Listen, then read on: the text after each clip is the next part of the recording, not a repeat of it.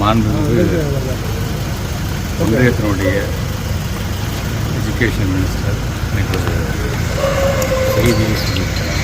குறிப்பாக அவர் தேர்தல் பரப்புரையில் இருக்கும்பொழுது அங்கே கேட்கப்பட்ட நம்முடைய செய்தியாளர்கள் கேட்கப்பட்ட கேள்வியிட்டத்தில் குறிப்பாகவே அந்த செய்தியாளர் கேட்கும் பொழுது தமிழ்நாட்டை சார்ந்திருக்கின்ற கல்வித்துறை அமைச்சர் நீங்கள் பணம் தர மாட்டீர்களே என்கின்ற கேள்வியை சொன்னதனால் நான் அதுக்கு பதிலளிக்க கடமை. ஒட்டுமொத்தமாக நம்முடைய பத்திரிகை ஊடகத்துறை சார்ந்த நண்பர்கள் தமிழ்நாட்டு மக்கள் தொடர்ந்து ஒன்றிய அரசு என்பது நம்மளை வஞ்சித்துக் கொண்டிருக்கின்றது என்பதை நாங்கள் படித்து தொடர்ந்து இந்த ஆட்சி மாற்றம் ஏற்பட்டது முன்பும் சரி முன்பும் சரி தொடர்ந்து சொல்லிக்கிட்டே இருக்கோம். ஆனால் இன்றைக்கு அதற்கான ஒரு விடையாக நாங்கள் சொல்லும் பொழுதெல்லாம் அந்த இயக்கத்தை சார்ந்த என்ன சொல்கிறாங்க, பொய் சொல்கிறீங்க, உங்களுக்கு வெக்கமாக இல்லையா என்று இன்றைக்கு இருக்கக்கூடிய ஆளுங்கட்சியில் இருக்கக்கூடிய உங்களை பார்த்தெல்லாம் அவர்கள் வாய்ப்பு சாமி சொல்லுகிறார்கள். ஆனால் இன்றைக்கு அவர்களுடைய இயக்கத்தை சார்ந்திருக்கின்ற ஒரு ஒன்றிய அமைச்சரை என்ன திட்டவட்டமாக சொல்லியிருக்கிறார் என்பதை நீங்கள் பார்த்துருக்கலாம். இதைத்தான் நாங்கள் அடிக்கடி சொல்லும்பொழுது, தயவுசெய்து கல்வியில் நீங்கள் அரசியல் செய்யாதீர்கள். ஏறத்தாழ 40 லட்சம் மாணவ செல்வங்களுடைய முழு அந்த எதிர்காலம் அதில் அடங்கியிருக்கின்றது.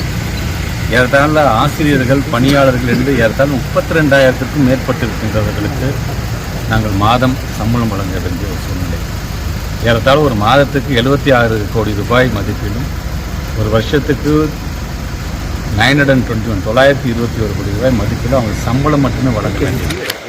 இது சார்ந்து நம்முடைய பிள்ளைகளுக்கு அவங்க சொல்லித் தருகின்ற பாடமாக இருந்தாலும் சரி, அது ஸ்பெஷல் சைல்ட்ஸாக இருந்தாலும் சரி, அல்லது மலை பிரதேசத்தில் இருக்கக்கூடிய பிள்ளைகளுக்கு அந்த ஷட்டில் சர்வீஸ் என்று சொல்லக்கூடிய அந்த ஒரு இதாக இருந்தாலும் சரி, ஐசிடி மூலமாக இன்றைக்கு நிறைய டெக்னாலஜியை கொண்டு வருவதாக இருந்தாலும் சரி, இப்படி ஒவ்வொன்றும் இதை சார்ந்து இருக்கும் பொழுது, ஏன் குறிப்பாக 25% RTI ஆக்ட் மூலமாக பிள்ளைகளை தனியார் பள்ளியில் சேர்க்கிற அந்த குழந்தைங்களுக்கு நாங்கள் வழங்க வேண்டிய அந்த ஃபீஸ் மட்டும் பார்த்திங்கன்னா கிட்டத்தட்ட 400 கோடி ரூபாயை தாண்டும்.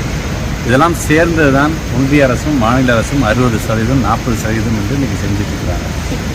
இதை நாங்கள் சொல்லும் பொழுது, ஏன் முன்மொழி கொள்கையை நீங்கள் ஏற்றுக்கொண்டால்தான் என்ன என்கின்ற அந்த பிடிவாதத்தோடு அவர்கள் இருக்கின்றார்கள். நம்முடைய தமிழ்நாட்டினுடைய ஸ்டேட் சென்டிமெண்ட் என்ன, நம்ம லேண்டோட சென்டிமெண்ட் என்ன, இதற்காக திராவிட முன்னேற்ற கழகத்துக்காரர்களுக்கு மட்டும்தான் அதிகப்படியான உரிமை இருக்கின்றது. மொழிப்போர் தியாகிகள் தினம், வீர வணக்க நாள், பிடிவாதம் பிடிக்கிறீர்கள் என்று சொல்லும் பொழுது அது நமக்கு தேவையில்லாத ஒன்றாக இருக்குது என்பதனால்தான் பேரறிஞர் அண்ணா காலத்திலிருந்து இருமொழி கொள்கையை நாம் பின்பற்றி கொண்டு வருகிறோம். அண்ணாவே அதற்கு பல விளக்குரைகள் சொல்லியிருக்கிறார்கள். ஏன் நம்முடைய முத்தமிழ் கலைஞர்கள் சொல்லியிருக்கிறார்கள், தமிழ்நாட்டு முதலமைச்சர் சொல்லியிருக்கிறார்கள். இன்றைக்கு ஒரு பெர்ஃபார்மிங் ஸ்டேட்டாக நாம் இருக்கும்பொழுது, எஜுகேஷன் என்று வரும்பொழுது இன்றைக்கி பல விதத்திலும் ஏன் அவங்க நிதி எதற்காக ஒதுக்கீடு செய்கிறேன் என்று சொல்லுகிறார்களோ, அந்த சமகர சிக்ஷா அபியான் என்கின்ற அந்த திட்டத்திலே கிட்டத்தட்ட 20 ஆப்ஜெக்டிவ்ஸ் இருக்குது. அந்த 20 ஆப்ஜெக்டிவ்ஸில் ஏறத்தாழ 20க்கு 20 டாப்பில் இருக்குதுன்னு பார்த்தீங்கன்னா கேரளா, அந்த 20ல் 19 டாப்பில் இருக்குது யாருன்னு பார்த்தீங்கன்னா தமிழ்நாடு. ஆனால் அதில் 20ல் வெறும் 8 மட்டும் டாப்பில் இருக்கிற குஜராத், அந்த 20ல் 3 இடத்துல மட்டும் இருக்கின்ற உத்தரப்பிரதேஷ், மத்திய பிரதேஷ், அந்த 20ல் வெறும் 2 இடத்துல டாப்பில் இருக்க பீகார் என்று எல்லாத்துக்குமே நீங்கள் பணம் ஒதுக்குறீங்க. ஆனால் எங்களுக்கு நீங்கள் பணம் ஒதுக்க மாட்டேங்கிறீர்கள். இதைத்தான் நாங்கள் சொல்கிறோம். நாங்கள் எங்களை பொறுத்த வரைக்கும் ஏதோ நீங்கள் எங்களை மிரட்டி நீங்கள் அடிப்பணியை வைக்க வேண்டும் நீங்கள் பார்க்குறீர்கள். அதனால் மறந்து விடாதீர்கள். எங்களை பொறுத்த வரைக்கும் இதில் அரசியல் பார்க்காமல் எங்களுக்கு வர வேண்டிய எங்களுடைய பணம் 2152 கோடி ரூபாயை யார் பெற்று தந்தாலும் அதுக்கான உரிய அந்த மதிப்பை அவர்களே எடுத்துக்கொள்ளட்டும். ஆனால் எங்களை பொறுத்த வரைக்கும் அந்த பணம் என்பது அது எங்களுக்காக இயக்கத்திற்கான பணம் அல்ல. ஒட்டுமொத்தமாக நம்முடைய பள்ளி கல்வித்துறை சார்ந்திருக்கின்ற மாணவ செல்வங்களுக்கான ஏறத்தாழ 40 லட்சம் மாணவர்களுக்கான எதிர்காலம் சம்பந்தப்பட்டது. இன்றைக்கு நீங்கள் மும்மொழிக்குள்ளே ஏற்றுக்கொள்ள மாட்டீர்களா என்று சொல்வதே பார்த்தீங்கன்னா இன்னொரு மொழிப்போரை நீங்கள் தூண்டுவது போன்றதான் அது அமைந்திருக்கிறது என்பதைத்தான் நான் பகிரங்கமாக நான் சொல்ல கடமைப்பட்டிருந்தேன். ஆக நீங்கள் இதில் அரசியல் செய்யாமல், இன்னும் காலம் தாழ்த்தாமல், ஏதேதோ சாக்கு போக்கு சொல்லாமல் நீங்கள் எங்களுக்கு உடனடியாக எங்களுடைய பணம் 2152 கோடி ரூபாய் ஒதுக்கீடு செய்ய வேண்டும் என்கின்ற வேண்டுகோளை இப்பொழுதும் நான் வைக்கின்றேன். சட்டத்தில் இடம் இல்லைன்னு சொல்றாங்களே, அதை எப்படி பாக்குறீங்க? அது வந்து நீங்க கையெழுத்து போடலாட்டி சட்டத்தில் இடம் இல்லை கொடுக்கறதுக்கு அப்படிங்கிறாங்க. 2018ஆம் ஆண்டிலிருந்து தொடர்ந்து SSA என்கின்ற இந்த ஃபண்டு மூலமாக ஒவ்வொரு ஆண்டும் பணம் ரிலீஸ் பண்ணிட்டே தான் இருக்காங்க. ஏன் அப்பெல்லாம் அந்த சட்டம் இல்லையா?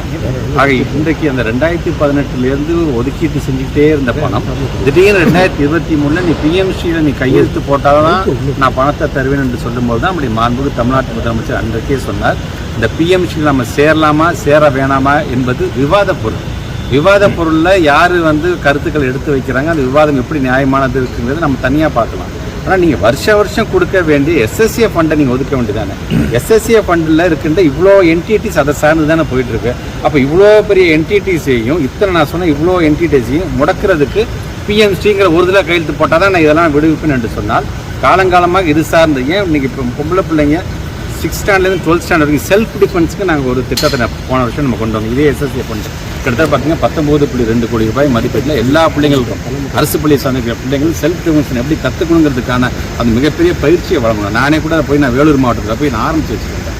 ஆனால் இந்த வருஷம் அதை பண்ணலாங்க போது ஒட்டுமொத்தமாக SSA ஃபண்டை நிறுத்திச்சும்போது நான் சொல்கிறது 1-2 தான் உங்களுக்காக சொல்கிறேன். டீட்டெயில்டாக சொல்கிறோம் என்று சொன்னால் இது சார்ந்து நம்முடைய பிள்ளைகள் அவ்வளோ பலன் அடைஞ்சிட்டு இருக்கிறாங்க. ஆனால் அதில் நீங்கள் கையை வைக்கிறீங்க. என்ன சொல்கிறீங்க, ஏன் மும்மொழி கொள்கை ஏற்றுக்கிட்டா தான் என்ன, ஏன் உலகம் முழுவதும் ஏற்றுக்கிட்டு இருக்கீங்க அப்படின்னு சொல்லும்போது நாங்கள் எந்த விதத்தில் குறைஞ்சி போயிட்டு வந்த இருமொழி கொள்கையை நாங்கள் கடைபிடிப்பதனால இன்றைக்கு நம்முடைய தமிழ்நாட்டுடைய மாணவ செல்வங்கள் ஏன் இன்றைக்கி ISRோட இயக்குனர் நாராயணன் அவர்கள் உள்ளிட்ட எல்லாமே அரசு பள்ளியில் படித்தவங்க தான். எல்லாமே ஒரு ப்ரூவன் ப்ராடக்டாக எங்களுடைய பிள்ளைகள் நாங்கள் உருவாக்கிட்டு இருக்கோம். இன்றைக்கி தமிழ்நாடு மட்டுமல்ல இந்தியா முழுவதும் ஏன் உலகம் முழுவதும் நம்ம பிள்ளைங்க நீங்கள் பல PM இன்ஸ்டியூஷனுக்கு போய் இன்றைக்கி நாங்கள் சேர்றாங்க என்று சொல்லும்போது அப்படி நாங்கள் எங்களை நிரூபிச்சுட்டு இருக்கும் பொழுது ஏன் சம்மந்தமே இல்லாமல் ஒரு மும்மொழி கொள்கையை எடுத்துக்கன்னு நீங்கள் எப்படி நீங்கள் வந்து இது மாதிரியான ஒரு அழுத்தத்தை தரலாம் என்ற கேள்வி தான் நான் நம்ம வைக்கிறேன். தமிழ் ஆசிரியர்கள் இருக்காங்களா? தமிழ் மொழி பயிற்றுவிக்கப்படுதா? தமிழ் ஏற்கனவே நம்முடைய மாண்புமிகு நாடாளுமன்ற உறுப்பினர் திருச்சி சிவா அவர்கள் ஒரு முறை பேசும்போது சொன்னாங்க, கேந்திர வித்யாவுக்கு அந்தந்த ஸ்டேட்னா இடமே கொடுக்குது உங்களுக்கு பண்ணுறதுக்கு. ஆனால் இது வரைக்கும் நீங்கள் வந்து தமிழுக்குன்னு தனியாக நீங்கள் வந்து ஒரு டீச்சர்ஸ் கூட நீங்கள் வைக்க மாட்டீங்க என்று சொல்லியிருக்கார்கள். அதையும் நாங்கள் வலியுறுத்திருக்கோம். உங்களுக்கே தெரியும், அரசு பள்ளி மட்டும் இல்லாமல் CBSE சார்ந்திருக்கின்ற மெட்ரிகுலேஷன்ஸை சார்ந்திருக்கின்ற பள்ளிக்கூடத்திலையும் தமிழ் கட்டாய பாடம் என்கிற ஆக்ட் நம்ம கொண்டு வந்தோம். இது மூலமாக எல்லா டீச்சர்ஸுக்கும் நாங்கள் வந்து ஒரு ரெஃப்ரெஷிங் கோர்ஸே நாங்கள் நடத்தி காமிச்சோம் போன வருஷம். எதுக்காக, நீங்கள் உங்களோட பிள்ளைங்களுக்கு அந்த தமிழில் நீங்கள் கண்டிப்பாக நீங்கள் வந்து பாடம் நடத்தி ஆக வேண்டும் என்கிற விதத்தில் அவங்க ஊக்கப்படுத்துகின்ற விதத்தில் இப்படி தமிழ் என்று வரும்பொழுது அது சார்ந்து பல்வேறு திட்டங்களை அதில் இப்போ தமிழில் படிக்கிறவங்களுக்கு வந்து நம்ம வேலை வாய்ப்பில் வந்து இடஒதுக்கீடு தருவதிலிருந்து தமிழ் சார்ந்து பல்வேறு திட்டத்தை நாம் கொண்டு வந்திருக்கிறோம் என்று சொல்லும் பொழுது நீங்கள் சொல்வது போல் கேந்திர வித்யாலயம் அதை நாங்கள் தொடர்ந்து நாங்கள் வலியுறுத்தி கொண்டு தான் இருக்கோம். சார், தமிழ்நாட்டு வளர்ச்சி மீது உங்களுக்கு அக்கறை இல்லைன்னா மக்கள் பணம் கொடுத்தா தானங்க வளர்ச்சி அடையும். ஆனால் பணம் கொடுக்காமலே இன்றைக்கி நம்முடைய மாண்புமிகு தமிழ்நாட்டு முதலமைச்சர் பணம் வரவில்லை என்று சொன்னால் என்ன, நம்ம கொள்கையை விட்டு கொடுத்து நாம் வந்து பணம் வாங்க வேண்டிய அவசியம் இல்லை, அதற்கான முழுவதையும் நாமளே ஏற்றுக்கொள்ளலாம் என்ற விதத்தில் தான் தமிழ்நாட்டு முதலமைச்சர் பல்வேறு திட்டத்தை நம்ம கொண்டு வந்திருக்கோம்.